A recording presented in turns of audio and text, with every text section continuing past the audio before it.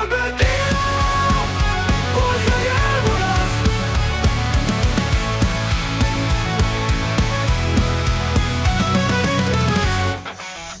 Muy buenas de nuevo, bienvenido al libro Albedrío, y este es el libro de hoy. Salud Salvaje, de Cine Revolucionario, como su nombre comercial indica, o Marcos Vázquez, que es el autor de la propia marca comercial y de este libro, además. Este libro se basa en la salud que podemos tener actualmente en una civilización, en una fórmula urbanizada de vivir, pero respetando nuestra genética.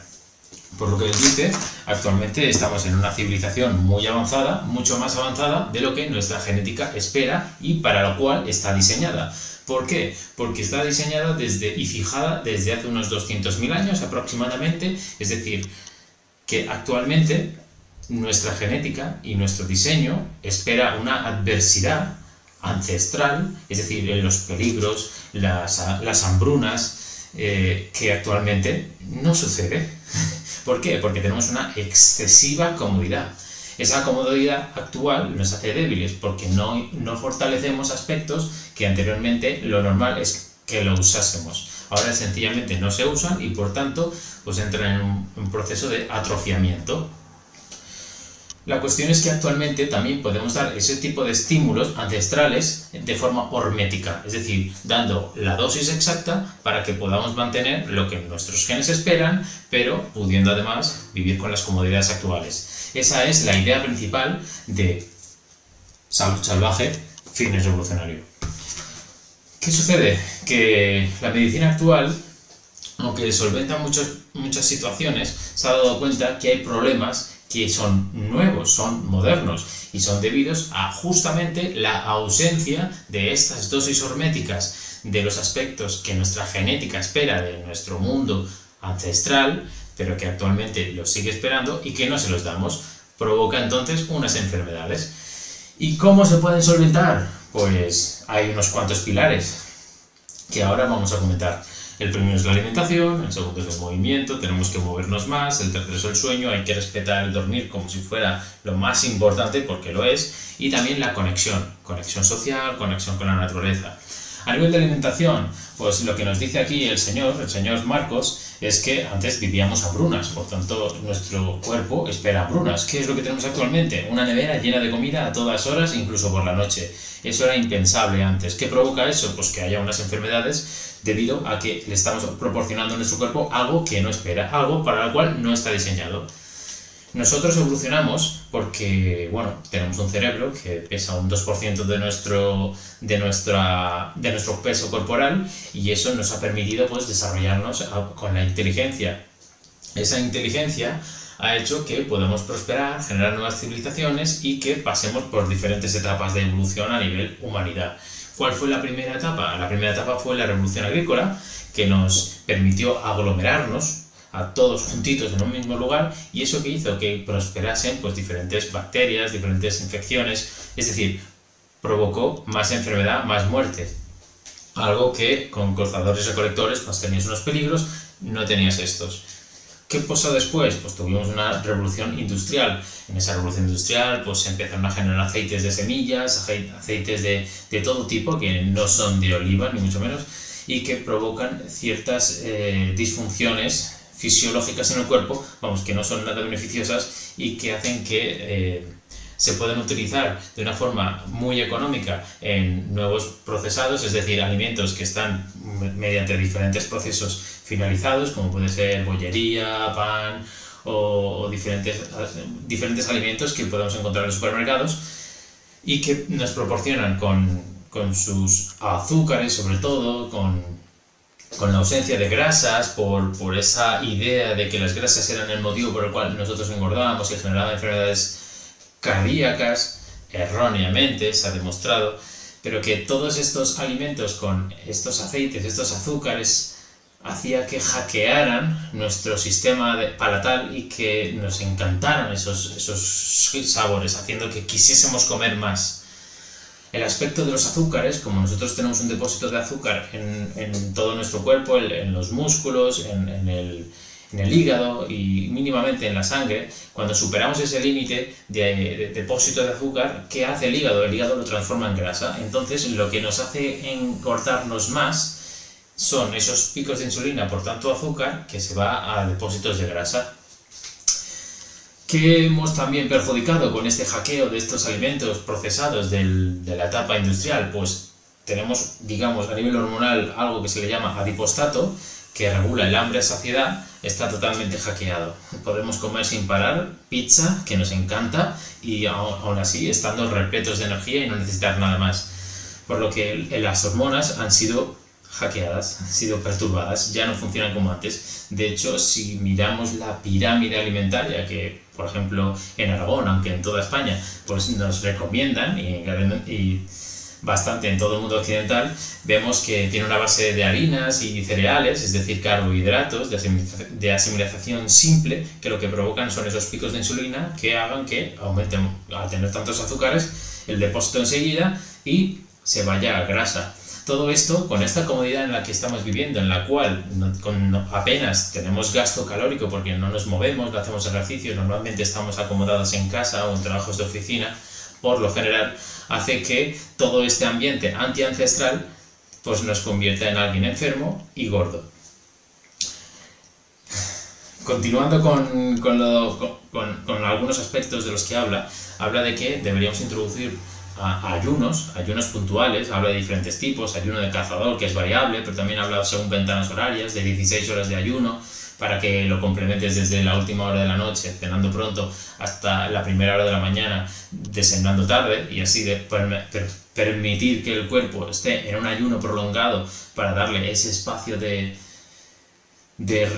sanación, de descanso, para que se autorrepare, para que incluso pueda utilizar reservas, metabolitos o diferentes sustancias que se han quedado ahí que se pueden reabsorber, como por ejemplo células muertas o células disfuncionales, las puede reciclar gracias a ese ayuno, algo que si comemos 5 veces al día o incluso a primera hora de la mañana y muy tarde de la noche, aparte de los perjuicios de comer por la noche por los biorritmos que ya hablaremos más adelante, lo que provoca también es que no dejemos ese espacio para que nuestro sistema digestivo se pueda autorreparar. Es muy importante el tema de los ayunos también por el aspecto de cetosis. La cetosis es un estado metabólico, por así decirlo, porque el metabolismo de lo que se basa es en cómo se usan los diferentes sustratos energéticos en el cuerpo. La cetosis concretamente es un estado fisiológico que es provocado por la ausencia de ingesta de carbohidratos o la prolongación de la ingesta del ayuno. ¿Por qué? Porque una vez ya se han agotado todos los depósitos de azúcar, nuestro cuerpo utiliza grasas, las tiene que transformar en cetonas, y esas cetonas se utilizan de muchas formas. Sobre todo el más importante de las cetonas es el beta-hidroxibutirato, que tiene un montón de efectos beneficiosos a nivel terapéutico, antiinflamatorio, etc. Pero lo que se busca con esos ayunos, por tanto, es que nuestro cuerpo se va a utilizar tanto azúcares como grasas, porque como normalmente tomamos muchos alimentos procesados que están muy ricos en azúcares, hace que nuestro cuerpo olvide, se atrofie también de saber usar esas grasas, los cuales son mucho más saciantes y hacen que comas menos. O sea, los azúcares son el demonio. No exactamente, si se utilizan bien, pero por lo general, tal y como están enfocados en el mundo occidental actual, sí, hay que tener mucho ojo, hay que ser muy consciente para utilizarlos de una forma estratégica, porque obviamente también tienen su parte beneficiosa. Así que, de alguna manera, se intenta también hacer pequeñas recargas de azúcar en este estado de cetosis, de búsqueda de flexibilidad metabólica, que puedas utilizar ambos sustratos energéticos. Y nos habla también que para hacer este consumo de energía, de la alimentación, existen diferentes aspectos, como la propia digestión, que ya consume energía, el ejercicio físico, el metabolismo basal, que simplemente para poder permanecer vivos, y el NEAT, que era algo así como la actividad cotidiana, ¿no? Caminar, subir escaleras y tal, lo cual es lo principal que se cuenta, que podrías contar en tu día a día para saber qué es lo que más te beneficia para para aumentar tu gasto calórico, el NEAT, las actividades cotidianas. Esto dentro del planteamiento de alimentación. Entramos en los otros dos, que uno es el movimiento, tienes que moverte más y aumentar la variedad. ¿Por qué? Porque el cuerpo se hace muy eficiente si solo haces fútbol, si solo haces básquet, si solo vas a correr, si solo haces ejercicio de fuerza y es siempre el mismo. Tu cuerpo siempre se hace más eficiente a lo que repites y por tanto, como actualmente nuestro deseo es, al tener tanta abundancia de alimentos, a diferencia de la forma ancestral en la que vivíamos, ahora tenemos mucha abundancia, pues ahora en vez de ahorrar, lo que queremos es gastar. Como queremos gastar, tenemos que utilizar variabilidad de movimientos y de ejercicios para que el cuerpo no sepa utilizarlos bien y malgaste muchos recursos energéticos para poder hacer ese movimiento del cual aún no sabe desarrollarse de forma eficiente. Eso es muy interesante y es una gran estrategia. Otro de los aspectos que hay que eliminar de nuestra vida en el concepto de movimiento, el segundo pilar de esta salud salvaje, son las sillas. Estas sillas que tenemos, en las cuales nos hemos acostumbrado a tenerlas en todas partes, son un enemigo invisible porque hacen que se acorten nuestros flexores de cadera, hace que reduzcamos nuestra movilidad porque nos quedamos ahí sentados y se nos olvida que pasa el tiempo. Nos sugiere este autor que cada 30 minutos hagamos snacks de movimiento. Esos snacks de movimiento se basan en simplemente pues te levantas de la silla, haces 10 sentadillas y te vuelves a sentar. Incluso él propone actividades más prolongadas. Por ejemplo, también sugiere que en el movimiento vayamos descalzos, que caminemos descalzos, que tengamos contacto con la tierra, incluso que utilicemos a veces pues diferentes pelotas de tenis y nos hagamos masajes con los pies para que de esa manera pues facilitemos el riego sanguíneo en la fascia plantar, que es algo que se queda bastante atrofiado cuando utilizamos zapatos con tacones y tal, que es algo horroroso. Lo que hace es que la dorsiflexión se limite, es decir, que no tengamos tanto movimiento de tobillo y además que se pongan en posturas anatómicamente no naturales y que provoque también problemáticas, tensiones musculares incorrectas, etc. Entonces aquí te sugiere diferentes ejercicios que hagas, como por ejemplo de arrastrar, de empujar, que hagas dominadas, que hagas burpees y que desarrolles diferentes capacidades corporales como son la fuerza, la resistencia, que hagas ejercicios de velocidad, de potencia, de movilidad, o sea que puedas mover todo el rango de movimiento de tus cuerpos y también que hagas ejercicios con peso corporal para darle un estímulo a tus músculos en los que sea suficientemente estímulo para que crezcan, para que se desarrolle el músculo, porque el músculo actúa como un órgano endocrino facilitador de que ese pico de insulina del que hablábamos antes pues pueda absorber esa glucosa del pico de insulina en los músculos al estar más desarrollados y de esa manera no sea el páncreas el que tenga que disparar tanta insulina para reducir la subida de glucosa en sangre que ha provocado esa ingesta, ¿no? En este aspecto también nos propone que hagamos diferentes entrenos con el estómago vacío, porque es lo más natural. El guepardo no iba a cazar con el estómago lleno, no tiene sentido. Iba a cazar cuando lo tenía vacío, porque cuando lo tenemos vacío está nuestro cuerpo fisiológicamente mucho mejor preparado, toda la sangre está donde tiene que estar y no en el proceso digestivo para actuar para el movimiento físico. No es tan importante el six-pack como tal, como lo desarrollamos normalmente, sino que lo importante es la función del core abdominal, que es el de estabilizar. Primero deberíamos buscar que tenga una fuerza funcional y después ya el objetivo ya podría ser pues, a nivel estético pues, desarrollar ese six-pack. Es importante conocer de que para poder entrenar se necesita una sobrecarga progresiva en la que no debemos ni sobreentrenar ni entrenar lo suficientemente flojo para que volvamos otra vez a perder todo lo ganado, sino que tiene una progresión y es bastante variable, no es simplemente una línea recta. Pero lo que nos sugiere también este autor es que, sobre todo en este pilar del movimiento, es que no entrenes tanto y que juegues, que te lo pases bien con lo que hagas, que bailes, que hagas senderismo, lo que realmente a ti te haga sentirte bien. Aunque entrenar es muy importante y la fuerza tiene un beneficio a la salud brutal. Él dice que dentro de la globalidad, de lo que es el beneficio subjetivo de una persona, lo que te haga sentir bien será lo más importante, siempre y cuando estemos dentro del movimiento. Eso sí, simplemente como una parte, porque lo que es el desarrollo muscular y la fuerza es un pilar también sustancial. El sueño es el tercer pilar de los aspectos de salud salvaje y para él es imprescindible.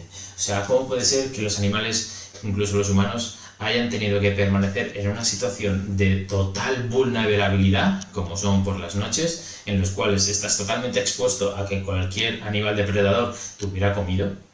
Y para eso hay estrategias donde, como podéis comprobar, algunas personas duermen a ciertas horas, a otros les gusta dormir a otras, otros se despiertan por la noche. Tenemos diferentes ciclos de sueño en los que hay momentos en los que tenemos unas fases más de sueño superficial y otras más de sueño REM. Pues todo eso, como somos seres sociales y gregarios, pues hacía de que siempre hubiese alguno de la tribu que estuviera en esa fase de sueño más despertina, en la cual enseguida se iba a dar cuenta para avisar a los demás de que había un peligro, en caso de que lo escuchara. Eso es muy interesante. Y entonces, pues es tan importante por los aspectos de que si duermes mal, por ejemplo, tu fisiología metabólica pues va a estar destrozada y es más fácil que vayas a engordar, porque destroza a nivel hormonal. Es también muy importante el tema del cortisol, que cuando no duermas se te dispara el cortisol y eso es muy perjudicial. Por lo que hay que respetar esos ritmos circadianos de exposición de sol, porque en el cuerpo tenemos un coordinador de todos estos ritmos circadianos en los que nosotros, como seres diurnos que hacemos vigilia en el día y dormimos por la noche, pues tenemos un regulador central que es el núcleo supraquiasmático, que a partir de los ojos principalmente pues capta la luz que hay en ese momento y a partir de ahí se regula para saber qué hora es y qué funciones fisiológicas debo hacer. ¿Es por la mañana? Debo de parar de segregar melatonina. ¿Se está haciendo de noche? Entonces sí, debo segregar melatonina, que es una de las hormonas que promueve el sueño y el quererse ir a dormir. Entonces, para eso nos ayuda con diferentes propuestas para que actualmente consigamos conquistar el sueño, porque es el pilar principal de que nosotros tengamos salud. Por ejemplo, lo que decía, que nos pongamos a la luz del día, exponernos a la luz del día, reducir la exposición a pantalla, sobre todo por la noche, que nuestra habitación, cuando vayamos a dormir, esté plenamente oscura y además a unos 17 grados de temperatura más o menos. De que intentes moverte más durante el día, agótate un poco, no estés tanto sentado, que cuando vayas a dormir hagas un ritual por ejemplo de sueño, de meditar antes, de desconectar todo, de dejarte media hora en el sofá con una luz roja o sin nada, es decir, que lo tengas ya de alguna manera ya ritualizado. Y sobre todo que la habitación donde duermes tú sea un santuario, o sea, sea un lugar para dormir y para nada más. Nada de ordenadores, nada de 1000 trastos, ni que sea un casi medio trastero tu habitación, no, que sea solamente un lugar para dormir, para nada más, nada te debe distraer. El móvil tiene que estar en modo avión y en otra habitación. Así que te invita a eso, a que no comas muy tarde, que cenes por ejemplo a las 7 o a las 8 como muy tarde, para que hayas hecho la digestión al llegar a la cama. Y que hagas diferentes ejercicios de eliminar el estrés para dormir profundamente, como por ejemplo la reducción de estimulantes, no tomes café a partir de las 3 de la tarde, o que conectes mucho más con la naturaleza, que estés mucho más en la naturaleza, porque allí se exponen diferentes moléculas que nosotros respiramos y en contacto con ellas nos relajan. Hacer un proceso meditativo nocturno, tomar algún tipo de suplementación como vitamina D por el día o magnesio por la noche, melatonina en caso de ya no poder nada dormir. Entonces, al final también hay que escuchar un poco al cuerpo para saber cuáles son nuestras necesidades. El cuarto pilar, es el de la conexión. Conexión social y conexión con la naturaleza. ¿Por qué? Porque son nuestros orígenes. Sobre todo la naturaleza es el origen donde nosotros hemos aparecido, donde hemos nacido, donde se ha desarrollado nuestra especie. Por lo que es importante que consideremos este aspecto. Por ejemplo, fijaros en un bebé, de cómo sobreviviría un bebé si no tuviéramos ese aspecto social tan arraigado en nuestro ser. Si no quisiéramos conectar con otras personas y sobre todo con nuestro bebé para darle el máximo cuidado, aunque sea algo que nos supone una carga, así a nivel frío, ¿no? Hablando. Entonces, por una parte, la conexión social es imprescindible, sobre todo en un momento como actualmente, en el que nos encontramos con muchas facilidades para ser totalmente autónomo. Puedes comprarlo todo por ti solo, no necesitas a una tribu para intentar encontrar un mamut y cazarlo, o para encontrar el suficiente alimento para recolectarlo, o para tener protección por si acaso te atacan de otra tribu o lo que sea, ¿no? O sea, ya no es necesario actualmente, y entonces provoca que haya más soledad. Y la soledad lo único que hace es que entres en enfermedad, en depresión. O sea, hay que buscar, hay que crear esas tribus. Tenemos que crearlas nosotros mismos, casi de forma forzada en algunas ocasiones, pero que sean tribus que estén alineadas con nuestros principios y nuestras afinidades. Por tanto, hay que buscar más contacto físico. Es muy fácil dar un abrazo y dar una caricia a otra persona con la que tienes aprecio, como tu pareja o tu familia cercana, porque además libera más serotonina, que es la hormona de la felicidad. El aspecto que también se está reduciendo bastante es el del sexo, y es algo que es muy placentero, pero es tabú, se nos ha convertido en algo tabú, ¿no? Con las religiones y tal. Hay que recuperarlo y normalizarlo como algo natural y ancestral que nos beneficia muchísimo en la salud. Otro aspecto también muy beneficioso es ayuda de forma altruista. Busca gente en la que le puedas colaborar y aportarle algo que para ti es fácil y para ellos es innecesario e imprescindible. Simplemente apúntate a una ONG o lo que quieras, pero tú ayuda a los demás, te va a aportar más felicidad. Y sobre todo intenta mantener tus viejos amigos. Con ellos vas a recuperar esas emociones, esas experiencias previas en las cuales te vas a sentir muy bien de volver a recordarlas y de tener a ellos cerca para poder tenerlos en conexión, para poder tener esa vivencia mucho más rememorada. Finalmente hay que reconectar con nuestra forja, como decíamos, la naturaleza, y intentar ser lo más salvaje posible siendo urbano y estando en la sociedad en la que vivimos. Pasando al aspecto de la naturaleza, que es justamente el origen de lo que hablaba ahora, el origen, y que si nosotros nos metemos en la naturaleza vamos a tener infinidad de beneficios. Nos vamos a sentir mucho más relajados, nos va a bajar el estrés, vamos a hacer movimiento por el ejercicio, por la exposición al sol. Va a ser beneficioso en todos los aspectos. Aparte de que el autor aquí propone de que nos ensuciemos más, de que incluso a los pequeños también les permitamos que se vayan al suelo y que se tiren, porque tenemos las casas normalmente hipervolutas, sin ningún tipo de bacteria, porque utilizamos todo tipo de lejías o productos químicos que los eliminan, y eso hace que también nuestro sistema inmune quede reducido a la mínima expresión, porque no tiene por qué desarrollarse, porque no tiene ningún tipo de estímulo que haga, que considere que está expuesto y que tenga que refortalecerse. Por lo que es necesario, por ejemplo, también la conexión a la tierra. Ponte un huerto, por ejemplo, pero estate más tiempo en la tierra. Entrena más, intenta hacer más ejercicio, exponte más al sol, que te dará mucha más vitamina D, que te permite incluso adelgazar más, previene el cáncer, algo que está muy contraindicado, ¿no? Normalmente por la medicina convencional, que te da cáncer si tú proporcionas a tu cuerpo una exposición gradual, y sobre todo si te expones por las mañanas, estás preparando a tu cuerpo para que se pueda exponer al sol de un momento más potente solar del día, con más rayos ultravioletas, como es el mediodía, ¿no? Si tú te expones directamente a los rayos de sol ultravioleta del mediodía sin haberte expuesto al de la mañana, entonces sí, te puede producir melanoma y todo tipo de disfunciones de la piel. O sea, lo interesante es exponerte progresivamente para que vayas desarrollando ese callo solar, como de forma natural nuestro ser ancestral siempre ha hecho y nunca ha tenido cáncer antes, y de esa manera pues no tendrás problemas, solamente beneficios. las cremas que hay actualmente tienen un montón de químicos que, como nuestra piel los absorbe, van al torrente sanguíneo y no pueden hacer más que maldades en nuestro cuerpo. Así que es interesante utilizar cremas protectoras cuando no has podido desarrollar ese callo solar, cremas protectoras que sean lo más naturales y con el mínimo de químicos posible para beneficiar tu salud. Por otra parte, también nos dice aquí que si puedes, pues estés en la naturaleza cada día, y que lo más importante es también estar en la intemperie, es decir, no te abrigues tanto,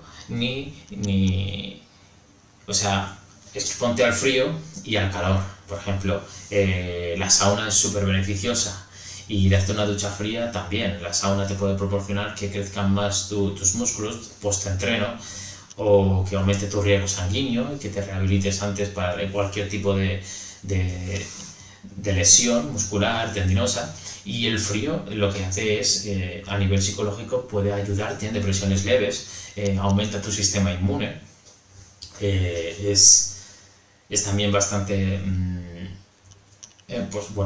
elimina bastante el dolor. Entonces es muy interesante exponerse también al frío. Finalmente el libro termina con unos anexos en los cuales pues habla de una semana de entreno, una semana de ejemplo de entreno, donde te habla de super series, que es como diferentes ejercicios hechos seguidos, o te dice que los entrenos son interesantes hacer entre 4 y 5 días a la semana, de que hay variabilidad del cuerpo, que lo divide por partes del cuerpo cada día de entreno, te da diferentes explicaciones y la técnica necesita explicada para que sepas realizar ejercicios como plancha, como fondos, flexiones. Te sugiere estirar después de entrenar y calentar previamente, y después te pone incluso unas imágenes donde aparecen los ejercicios y donde te habla de ejercicios como por ejemplo escalada de pared, donde van dando hacia atrás y subiendo a la pared. Te habla de la sentadilla búlgara, que es solamente con un pie.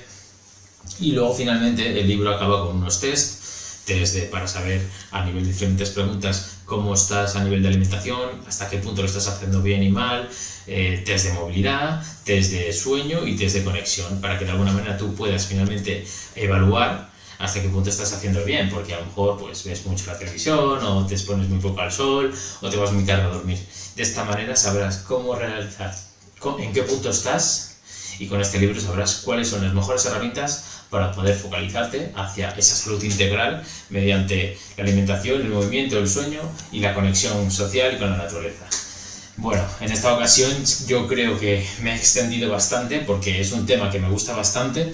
De hecho, cuando lo estaba leyendo casi todo ya me lo sabía. Ha sido también un desafío a realizarlo, aunque lo he terminado en 50 minutos y lo he clavado realmente.